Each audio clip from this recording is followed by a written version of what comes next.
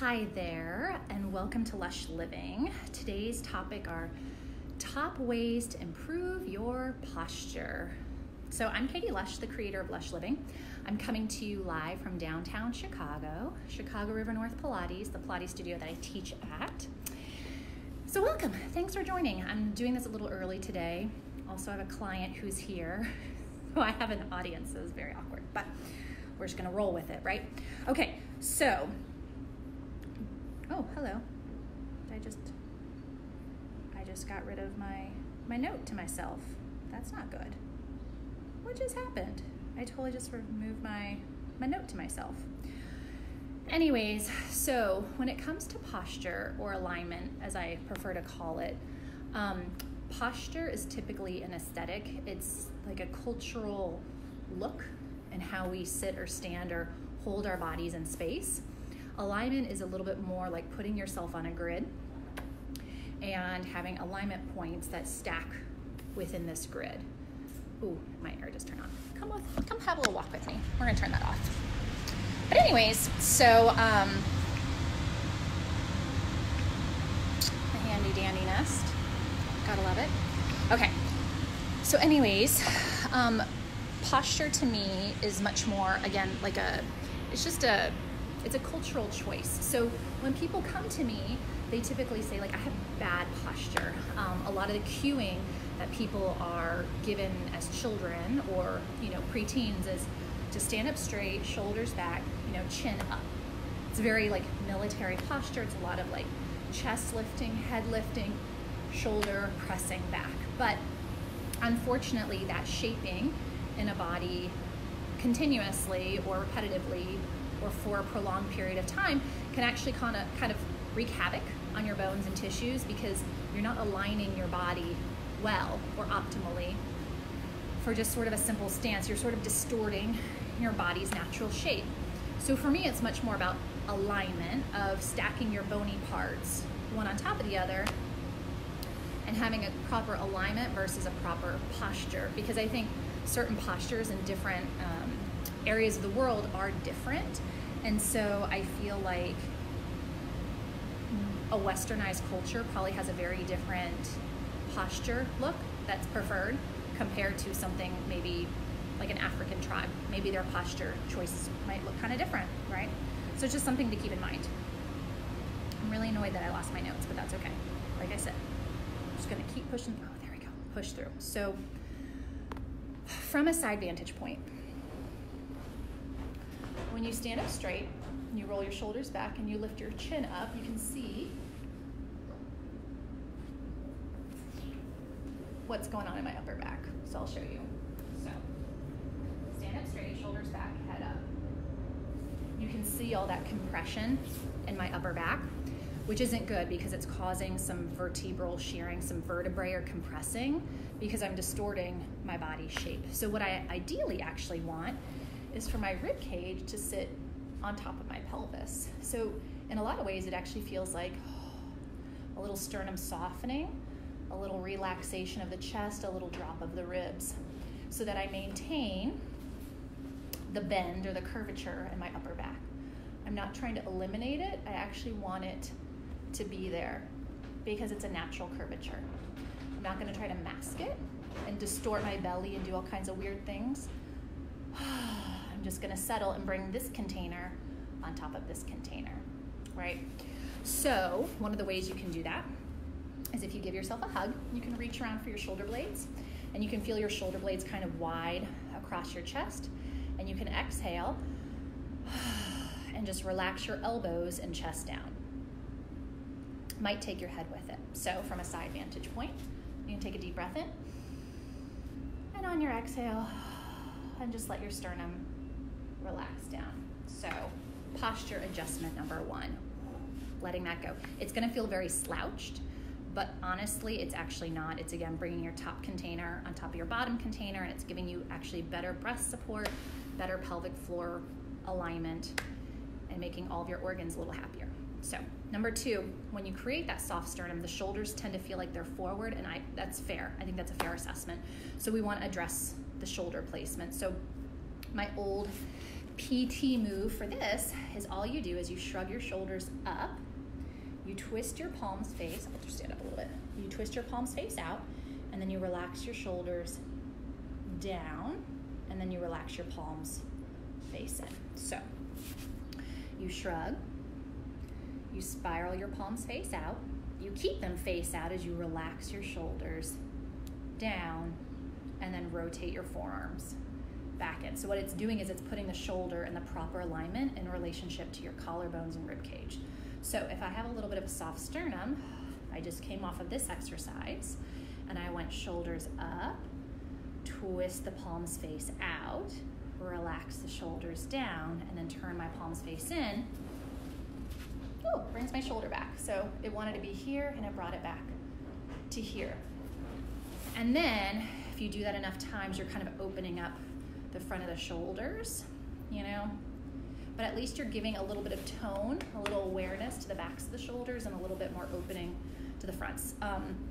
Exercise number 2 would be a little external rotation. So again, you feel some of that opening, and then I like to slide my arms out and then bend them in and rotate back.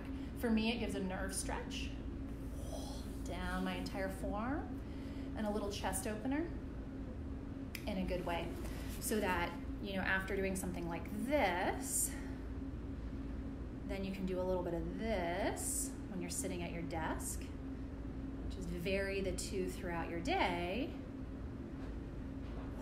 And it just brings your shoulders, again, I'll turn this way, it just brings the shoulder back. So when you bring your sternum down, it will bring the head of the shoulder forward. It's sort of, because it's attached, but if I do a little external rotation, a little slide, it sort of brings the shoulder back, which is lovely. We sort of want that. Okay, posture point number 3, our head.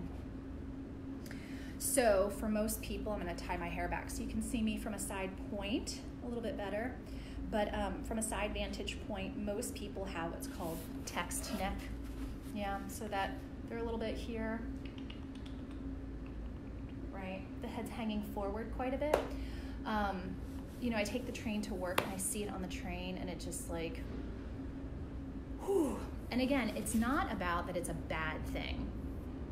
If we have to use our device, it's fine. It's the frequency that we're doing it.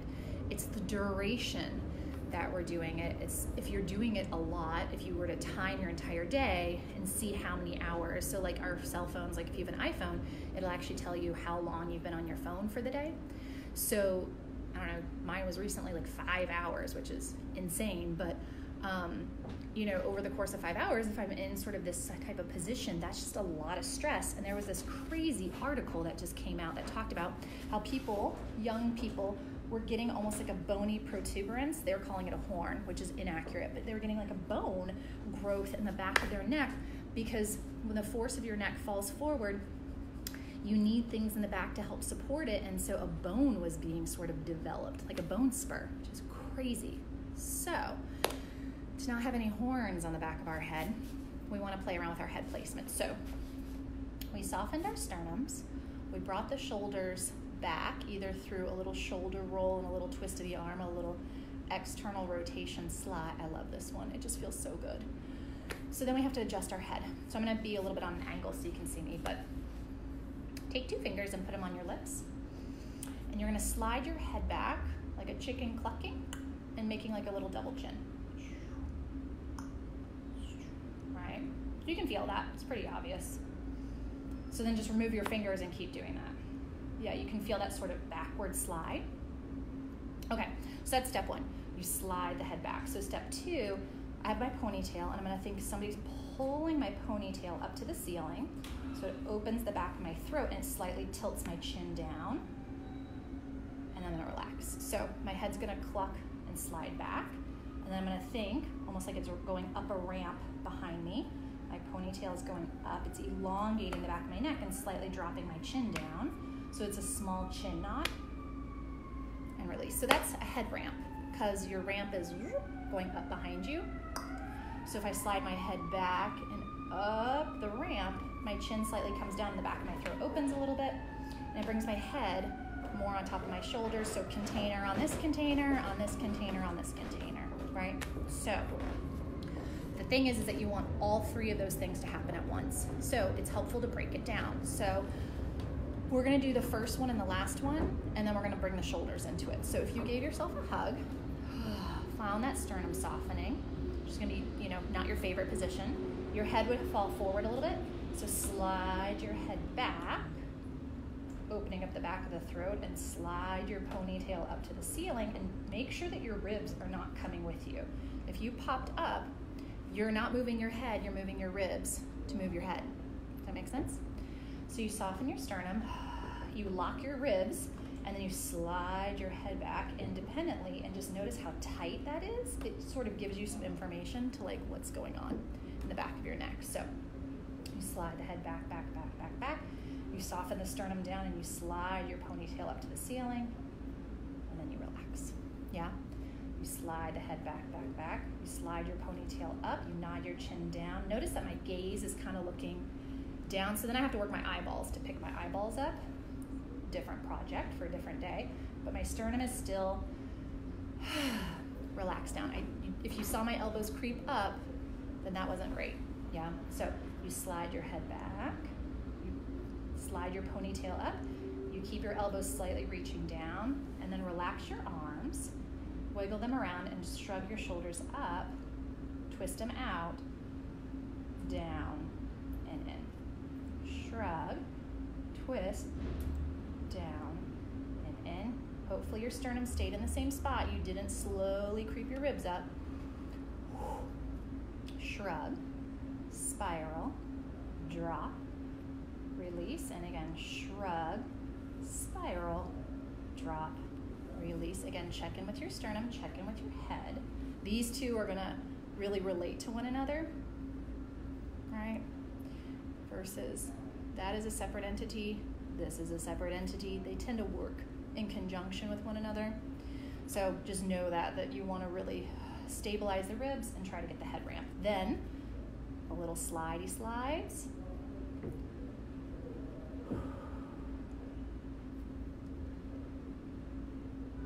Whew. And there's your posture. Yeah?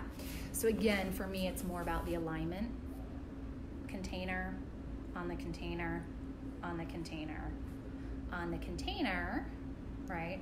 Isolating each segment a little bit independently. And these are all seated postures. Did you notice? Because a lot of times we're sitting at our desk or we're sitting down when a lot of these postures take shape. If you have a standing workstation, that's a different story for another day, but it's just something to notice that I find these postures show up a lot when people start to sit, as they kind of just crumble, kind of one of these numbers. So that's why we're doing it sitting, and because you're probably sitting watching this somewhere, so check in with yourself. So to review, give yourself a hug, relax your sternum, see if you can figure out what that feels like. It's gonna feel very slouched, but your ribbies, your floating ribs are now stacked over your hip bones, which means this container is now over this container. You're not standing up, splaying the ribs, you're neutral, okay. Then the head ramping is nice. I can sometimes put my hands on my sternum and slide my head back, and then ponytail reaches up like a conveyor belt up to the ceiling, and again, slide and lift. It's tight, right? If you don't have a lot of motion, it's just because it's tight.